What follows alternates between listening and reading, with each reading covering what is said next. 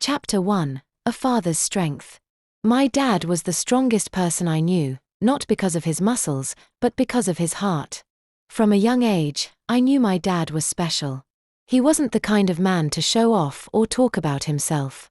But every action, every little thing he did, showed me how much he loved us. I remember him coming home after a long day at work, his hands rough from the hard labor.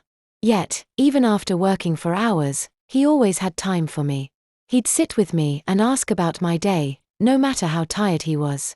One evening, after a really long day, he surprised me with a small toy. It wasn't anything fancy, just a little truck. But to me, it meant the world. I asked him why he got it for me, and he smiled and said, "Because I know you'll take care of it, just like I take care of you." That's how my dad was. He never needed to say "I love you" in words. He showed it in every single action. Chapter 2: The Sacrifices He Made. When I was in school, we didn't have a lot of money. There were days when I would see other kids with new clothes or toys, and I would feel a little sad. But my dad always made sure that I never felt left out for long. One time, when I was about 10 years old, I wanted a new bike. All the kids in my neighborhood had bikes, and I dreamed of riding with them. I knew we couldn't afford it, so I never asked. But one day, my dad came home with a big surprise. It was a bike, old and a little rusty, but it was mine. He had spent weeks fixing it up from parts he found at the junkyard. "It's not new, but it'll ride," he said with a grin. I didn't care that it wasn't shiny or new. To me, it was the best bike in the world.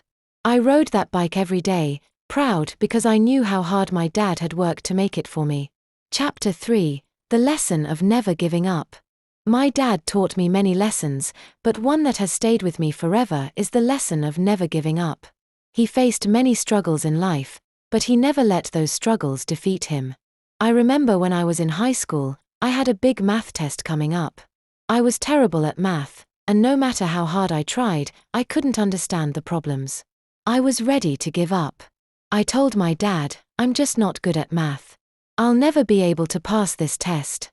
Instead of agreeing with me, he sat down next to me at the table. He didn't know much about math either, but that didn't stop him. He grabbed a piece of paper and said, "Let's figure it out together." We spent hours that night going over the problems. He didn't have all the answers, but he encouraged me to keep trying. He taught me how to break down each problem, one step at a time. And by the end of the night, something clicked. I started to understand. The next day, I passed that test with flying colors. And it wasn't just because I learned the math. It was because my dad had taught me not to give up, no matter how hard things seemed. Chapter 4: The Little Moments That Meant Everything. Some of my favorite memories with my dad aren't from big events. They're from the small, everyday moments.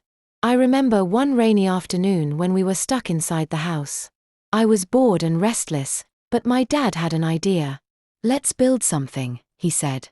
We gathered all the blankets and chairs we could find and built a giant fort in the living room. We spent hours inside that fort, telling stories, eating snacks, and laughing. To anyone else, it might have seemed like a small thing. But to me, it was a magical day, one that I still think about whenever it rains. Another time, during a long car ride, we made up songs together.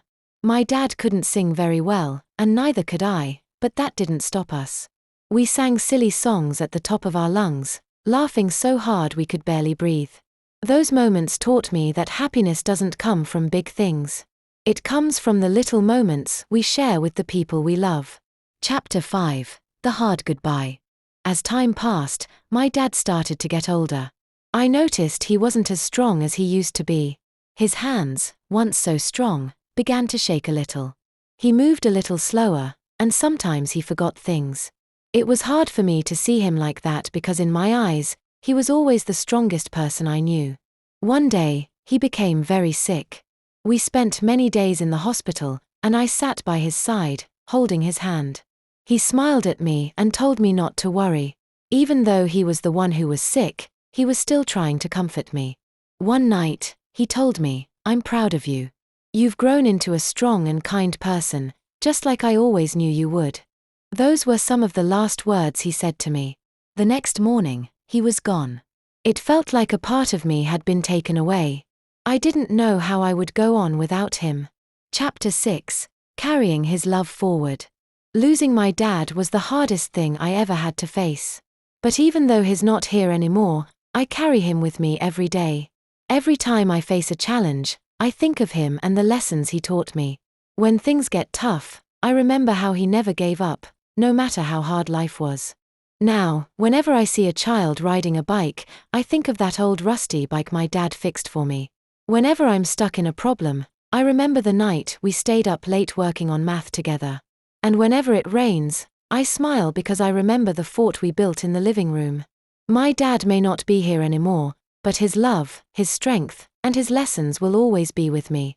He didn't need to be rich or famous to be my hero. He just needed to be my dad, and for that, I will always be thankful.